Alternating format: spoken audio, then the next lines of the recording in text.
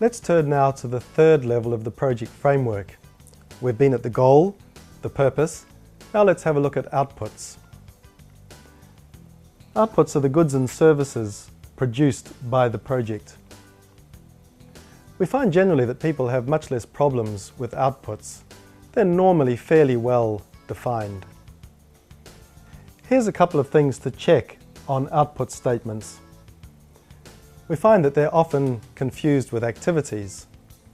That is, they're phrased as things that we do. They should be phrased as an expected deliverable or result. Here's an example of some outputs from a project in the Maldives. Rather than ask you to comment, I'm going to make some observations on these. Firstly, this is only one output of a number in this project. What the mission leader has done here is to group outputs and activities.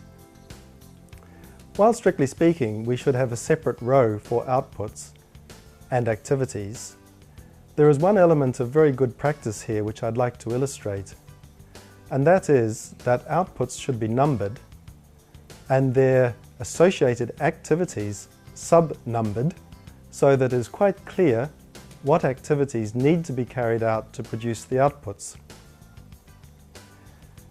A small point I would make about this first output statement is that it should be phrased as a result, that is, increased access rather than increase access. I'd like you to comment on these outputs from a power transmission project in the Philippines.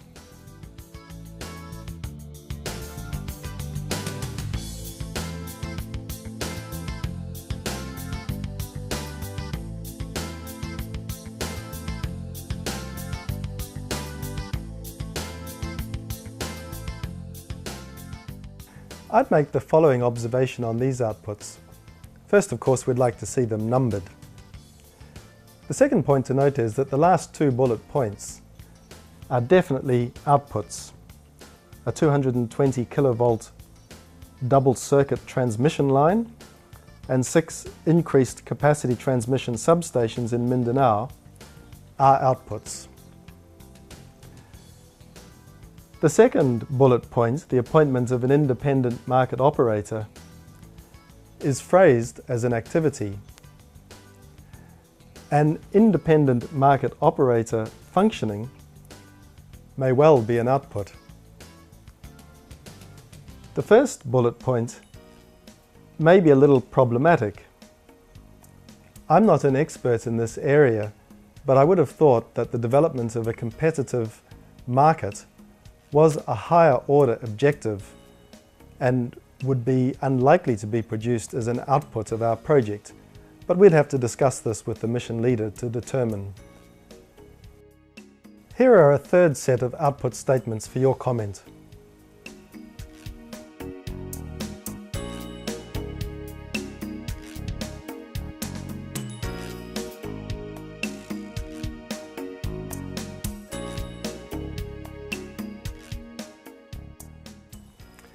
My thoughts on these output statements is that they represent a little bit of a mixture of good and not so good.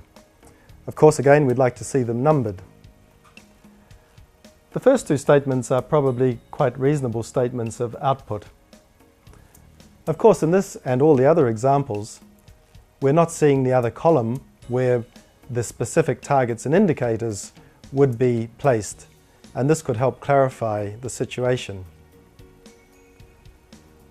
The third bullet point, at least the first part of it, trained staff, is also a good output. But the latter part of the statement, and retain strong capability in the assigned field, is not appropriate as part of an output statement. This really, to me, would be more like an assumption. That is, we train the staff and then we assume that they will be retained within the organization so that their skills can be expressed in improved organizational performance. So we are assuming that trained staff will be retained.